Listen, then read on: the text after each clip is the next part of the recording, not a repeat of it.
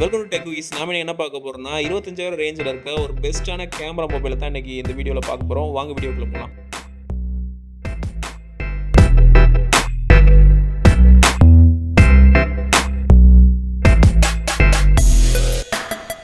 இன்றைக்கி நம்ம OnePlus NORD CE3 5G ஃபோனோட ஃபஸ்ட் இம்ப்ரெஷன் வீடியோ தான் பார்க்க போகிறோம். இந்த மிட்ரேஞ்ச் ஃபோன் எங்கே சூப்பராக இருக்குன்னா அதோட camera sensor Sony IMX 890 sensor use பண்ணியிருக்காங்க. அதை பற்றி பின்னாடி பார்க்கலாம். இப்போ பாக்ஸ்குள்ளே என்னென்ன இருக்குன்னு பார்க்கலாம். 80 watts super VOOC fast charger பாக்ஸ்குள்ளே கொடுத்துருக்காங்க. ஃபோனில் இருக்கிற 5000 mAh பேட்ரி சார்ஜ் பண்ணுறதுக்கு இந்த 80 வாட்ஸ் சார்ஜரில் ஒரு 30 நிமிஷம் போதும். இப்போ வர நிறைய சார்ஜரில் Type-C to Type-C தான் கொடுத்துருக்காங்க. இதில் வந்து Type-A கொடுத்துருக்கிறது ஒரு நல்ல விஷயம். இது மூலமாக நார்மலாக இருக்கிற நம்ம லேப்டாப்பு பிசியில் கூட நம்ம மொபைலை கனெக்ட் பண்ணிக்கிற முடியும். இதே டேட்டா கேபிளை யூஸ் பண்ணிவிட்டு Type-A to Type-C red cable club card. இது மூலமாக நம்ம திருப்பியும் OnePlus ப்ராடக்ட்ஸ்லாம் வாங்கும்போது சில ஆஃபர்ஸ்லாம் இது மூலமாக வாங்கிக்கலாம். Quick guide paper. பழைய நோக்கியா பட்டன் ஃபோன்லாம் வாங்கும்போது ஒரு குட்டி புக்காகவே நம்மளுக்கு அது கிடைக்கும். இப்போ சாதாரணமாக 2 பேப்பரில் கொடுத்துட்டு போயிடுறாங்க. NORD ஸ்டிக்கர் உள்ளே இருக்குது. சிம் எஜெக்டர் பின், அதுலேயும் ஒரு ஸ்மைலி மாதிரி டிசைன் கொடுத்துருக்காங்க. NORDன்னு போட்ட ஒரு தேவையில்லாத அட்டை. அடுத்து வேரண்டி கார்டு. இந்த வேரண்டி கார்டு அந்த குயிக் ஸ்டார்ட் கைட்லேயே பின்னாடி போட்டுருந்துருக்கலாம். அது பக்கமாக சேஃப்டி கைடுன்னு ஒன்று கொடுத்துருக்காங்க. இதையும் தூக்கி அதுக்கு பின்னாடியே போட்டுருந்துருக்கலாம். அப்புறம் டெம்பரரியாக யூஸ் பண்ணுற மாதிரி ஒரு பேக் கவர் ஒன்று கொடுத்துருக்காங்க. ரொம்ப லைட் வெயிட்டாக ரொம்ப மைல்டாக இருக்குது. சின்ன அடியெல்லாம் தாங்குன்னு நினைக்கிறேன். பெருசாலாம் தாங்குறதுக்கு வாய்ப்பு இல்லை. அடுத்து டேரெக்டாக ஃபோனே பார்த்துடலாம். ஃபோனோட வெயிட் 184 கிராம். ஃபோனை சுற்றி பார்த்தீங்கன்னா அப்படியே ஒரு பாக்ஸ் டிசைனில் கொடுத்துருக்காங்க. ஃபோனோட பட்டத்தில் சிம் கார்டு போட்டிருக்கு. இது ஹைப்ரிட் சிம் ஸ்லாட். இதில் ஒரே டயத்தில் வந்து ஒரு சிம் கார்டு ஒரு மெமரி கார்டு இல்லைன்னா 2 சிம் கார்டு போட்டுக்கலாம். அடுத்து மைக் இருக்குது. அதுக்கடுத்து Type-C 2.0 சார்ஜிங் போர்ட் இருக்குது. அதுக்கடுத்து ஸ்பீக்கர் இருக்குது. மேலே இருக்க ஏர்பீஸும் கீழே இருக்க ஸ்பீக்கர் சேர்ந்து நமக்கு ஸ்டூடியோ எஃபெக்ட்ஸில் மியூசிக் தெரியுது. இதில் டால்பி அட்மாஸ் வேறு இருக்குது. ஃபோனோட ரைட் சைடில் பவர் பட்டனும் வேல்யூம் அப் டவுன் கீயும் கொடுத்துருக்காங்க. இதில் அலர்ட் ஸ்லைடர் இல்லை. அலர்ட் ஸ்லைடர் உலகத்திலே வந்து ரிவ்யூவர் மட்டும் தேவைப்படும், நார்மல் பீப்புளுக்கு தேவைப்படாது. லெஃப்ட் சைடில் எதுவும் இல்லை. மேலே வந்து நாய்ஸ் கேன்சலேஷன் மைக்கும் IR பிளாஸ்டரும் கொடுத்துருக்காங்க. பின்பக்கம் கிளாஸியான பாலிகார்பனேட் கிளாஸ் பேக் கொடுத்துருக்காங்க. Main camera 50 MP Sony IMX 890 flagship சென்சாரோட இருக்க கேமரா கொடுத்துருக்காங்க. அதுக்கு கீழே இருக்க 8 MP அல்ட்ரா ஒயிட் கேமராவில் IMX 355யும் அதுக்கு அடுத்து வந்து 2 MP மேக்ரோவும் உள்ளே கொடுத்துருக்காங்க. அதுக்கு பக்கத்துலேயே வந்து ஃப்ளாஷும் கொடுத்துருக்காங்க. இந்த மொபைலோட ரொம்ப ஸ்பெஷலே ஃப்ளாக்ஷிப் சென்சாரில் இருக்கிற அந்த சோனி IMX 890 சென்சாரை கொண்டு வந்து இந்த மாதிரி ஒரு மிட் ரேஞ்சில் கொடுத்தது தான். இதை பற்றி நம்ம விரிவாக பார்க்கலாம். இப்போ இந்த மொபைலுக்குள்ளே என்ன இருக்குன்னு பார்க்கலாம். இந்த ஃபோனோட டிஸ்பிளே சைஸ் 8.7 inches. இந்த ஃபோன் வந்து 120 Hz ரிஃப்ரெஷ் ரேட் சப்போர்ட் பண்ணுது. அமோல்டு ஃபுல் HD+ டிஸ்பிளே, HDR10+ம் இருக்குது. 10 bit கலர் டெப்த்தும் இருக்குது. இதோட ஸ்க்ரீன் டு பாடி ரேஷியோ வந்து 93.4%. இதோட ப்ரைஸை குறைக்கிறதுக்காக ஸ்க்ரீன் ப்ரொடெக்ஷனுக்கு கொரில்லா கிளாஸ் யூஸ் பண்ணாமல் பேண்டா கிளாஸ் யூஸ் பண்ணியிருக்காங்க. பாட்டத்தில் சின் கூட இல்லாமல் ஒரு மாடல் ரெடி பண்ணியிருக்காங்க. பார்க்குறதுக்கே சூப்பராக இருக்குது. பஞ்ச் ஹோல் நாச்சில் வந்து மேலே செல்ஃபி கேமரா 16 MP கொடுத்துருக்காங்க. 6 nm உருவான குவால்காம் ஸ்னாப்ட்ராகன் 782G ப்ராசஸர் இதில் இருக்குது. இதில் octa core 2.7 GHz clock speed இருக்குது. இந்த ஃபோனில் 8GB LPDDR4X ரேம் இருக்குது. 128 GB இன்பில்ட் மெமரி இருக்குது. UFS 3.1 ஃப்ளாஷ் ஸ்டோரேஜ் இருக்குது.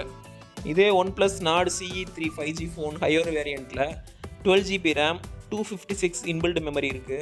யூஸ் பண்ணுறதுக்கு டிஸ்பிளே ரொம்ப ஸ்மூத்தாக இருக்குது. இந்த ஃபோனில் Android 13 மேலே பில்ட் பண்ண Axon OS 13.1 இருக்குது. இந்த OnePlusல இருக்க Axon OS ஆகட்டும், இல்லை ரியல்மியில் இருக்க கலர் OS ஆகட்டும், இல்லை IQ விவோவில் இருக்கிற FunTouch OS ஆகட்டும், மூணுத்தில் இருக்க ஆப்ஷன்ஸு இந்த ஜெஸ்டர் முதற்கொண்டு எல்லாமே சேமாக தான் இருக்கும். ஆனால் ரிவ்யூவர்ஸ்க்கு ஏன் தான் இந்த Axon OS ரொம்ப பிடிக்குதுன்னு எனக்கு தெரியல. மேக்ஸிமம் சைனீஸோட இந்த BBQ கம்பெனிலேருந்து தாய் நிறுவனத்துலேருந்து இந்த ஃபோன்ஸ் மாடல்ஸ் எல்லாம் வர்றதுனால பிராண்டட்லாம் உருவானதுனால சேம் OS-ஐ பேரை மாற்றி போட்டு வச்சுருக்காங்களான்னு எனக்கு தெரியல. செட்டிங்ஸில் இருக்க ஆப்ஷன்ஸ் கூட அப்படியே இருக்குது. மேபி OnePlus வந்து கொஞ்சம் ஹையரான ஹார்ட்வேர் யூஸ் பண்ணுறதுனால அதில் அந்த எக்ஸ்பீரியன்ஸ் அவங்களுக்கு நல்லா கிடச்சி போய் Axon OS சூப்பராக இருக்குது அப்படின்னு சொல்கிறாங்களான்னு எனக்கு தெரியல. தமிழ் டெக் ஆகட்டும், டெக் பாக்ஸ் ஆகட்டும், C4 டெக் ஆகட்டும், இல்லை ட்ராக்கிங் தமிழ், நிறைய பேர் இருக்காங்க. இந்த மாதிரி தமிழ் ரிவ்யூஸ் ஃபுல்லாமே பார்த்தீங்கன்னா ஒரே ஒரு பேட்டர்ன் தான் யூஸ் பண்ணுவாங்க. அவங்களுக்குலாம் வந்து அலர்ட் ஸ்லைடர் வந்து பிடிக்கும். இந்த மாதிரி வந்து Axon OS பிடிக்கும். இந்த மாதிரி சில விஷயங்கள் இருக்குது. இதெல்லாம் மாறவே மாறாது. இதில் 8 5G பேண்ட் இருக்குது. மேக்ஸிமம் ஏர்டெல், ஜியோ இதில் கொடுக்குற எல்லா பேண்டுமே இதில் வந்து கவர் ஆயிரும். அப்புறம் 5Gயில் வந்து நம்ம ஜியோவில் பேச முடியாது, உங்களுக்கு தெரியுமா? 4G ப்ளஸுக்கு அது மாறிட்டு தான் நம்மளுக்கு காலை கனெக்ட் பண்ணோம். இதில் 5000 mAh பேட்டரி கொடுத்தாலும் இது ஒன் டே பேட்டரி தான். கிட்டத்தட்ட நீங்கள் அது நார்மலாக யூஸ் பண்ணாவே உங்களுக்கு ஒரு நாளில் தீர்ந்து போயிடும். ஆனால் டைப் சியில் வந்து உங்களுக்கு 80 வாட்ஸ் சூப்பர் புக் சார்ஜர் இருக்கனால கிட்டத்தட்ட ஒரு அரை மணி நேரத்தில் வந்து நீங்கள் ஃபாஸ்ட் சார்ஜிங் பண்ணிட முடியும். ஃபோனில் வர்ற அந்த ஐஆர் பிளாஸ்டர்ன்றது டிவியை ரிமோட் மூலமாக கண்ட்ரோல் பண்ண அந்த ஐஆர் பிளாஸ்டர்னு சொல்லிட்டு ஃபோனில் கொடுக்குறது ஒரு 10 அடி வரைக்கும் தான் வந்து கண்ட்ரோல் பண்ண முடியும். அதுக்கு மேலே தாண்டி போச்சுன்னா அதோட சிக்னல்ஸ் போய் ரீச் ஆகாது டிவியை. அப்புறம் இதில் in display finger print sensor இருக்குது. அது சூப்பராகவே ஒர்க் ஆகுது, ஃபாஸ்ட்டாகவும் இருக்குது. நத்திங் ஃபோன் 2 வந்து கொஞ்சம் ஓவர் ப்ரைஸில் வந்து லான்ச் பண்ணியிருக்காங்க. இப்போ நத்திங் ஃபோனோட ப்ரைஸ்லாம் வந்து குறையும். ஸோ அந்த ஃபோனுக்கு போகலாமா அப்படின்னு பார்த்தீங்கன்னா அதை விட இது கொஞ்சம் பெட்டரான ப்ராசஸரோட வந்துருக்க ஃபோன் இது. இதில் இந்த 8 MP அல்ட்ரா ஒயிட் சென்சாரும் இந்த 2 MP மேக்ரோ சென்சாரும் ரொம்ப சுமாராக தான் இருக்கும். நம்ம மெயினாக அந்த ஃபோக்கஸ் பண்ண வேண்டியது அந்த 50 MP சோனி IMX 890 சென்சாரில் தான். அதான் வந்து உங்களுக்கு OnePlus 11லேயும் கொடுத்துருக்காங்க. OnePlus 11R, OnePlus NORD 3லேருந்து OnePlus NORD CE3 வரைக்கும் அதான் கொடுத்துருக்காங்க. அதோட பெர்ஃபார்மன்ஸ் தான் சூப்பராக இருக்குது இந்த ஃபோனில். அதோட நைட் ஃபோட்டோகிராஃபி ஆகட்டும், வீடியோ ஆகட்டும் எல்லாமே அட்டகாசமாக கொடுக்குது. லைட் மட்டும் கிடச்சின்னா போதும், இந்த கேமரா சென்சார் சூப்பராக எடுத்து உங்களுக்கு கொடுத்துருது. ஃபோன் வாங்கும்போது சில பிரச்சனைகள் இருந்தாலும் அப்டேட் பண்ணும்போது உங்கள் கேமரா வந்து என்ஹான்ஸ் பண்ணிட்டே வராங்க. அந்த ஃபோனோட ஃபோட்டோஸ், வீடியோ சாம்பிள்ஸ் இப்போ பார்க்கலாம். இந்த ஃபோனோட கேமராவை மட்டுமே எடுத்து தனி வீடியோ நம்ம பண்ணலாம். அந்த வீடியோ எதுவும் வேணும்னா உங்களுக்கு கீழே கமெண்ட்டில் சொல்லுங்கள், கண்டிப்பாக அதை பண்ணுவோம். இந்த ஃபோனில் ஆப்டிக்கல் இமேஜ் ஸ்டெபிலைசேஷனோட எலக்ட்ரானிக் இமேஜ் ஸ்டெபிலைசேஷன் இருக்குது. ஆனால் இந்த EASன்ற அந்த ஆப்ஷன்ஸ் வந்து நம்மளுக்கு வந்து 1080 60 ஃப்ரேம்ஸில் தான் அதிகபட்சம் கிடைக்கும். கிட்டத்தட்ட OnePlusோட 11 கேமராவோட இதை நம்ம வந்து கம்பேர் பண்ணலாம். அந்தளவுக்கு இது பெட்டராகவே இருக்குது. ஆனால் வந்து ரிவ்யூவர்ஸ்க்குலாம் இது அந்தளவுக்கு பிடிக்காது. இவங்க மேக்ஸிமம் திருப்பி அப்டேட் கொடுத்து இதை என்ஹான்ஸ் பண்ணிட்டே தான் இருக்காங்க. அது OnePlusல ரொம்ப நல்ல விஷயம். போர்ட்ரைட் மோட் ஃபோட்டோவில் அந்த பிளர் எஃபெக்ட்லாம் வந்து சூப்பராக விழுந்திருந்தாலுமே வீடியோவில் அந்த சின்ன பிசுறுகள் தெரியுது.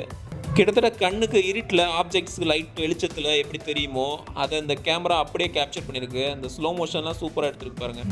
ஒரு 25,000 ரேஞ்சில் கேமரா சூப்பராக இருக்கிற ஒரு மொபைல் வாங்கணுன்னா கண்டிப்பாக ஸ்டார்டிங் ஃபோனாகவே இந்த ஃபோனை வந்து நான் ரெக்கமெண்ட் பண்ணுவேன்.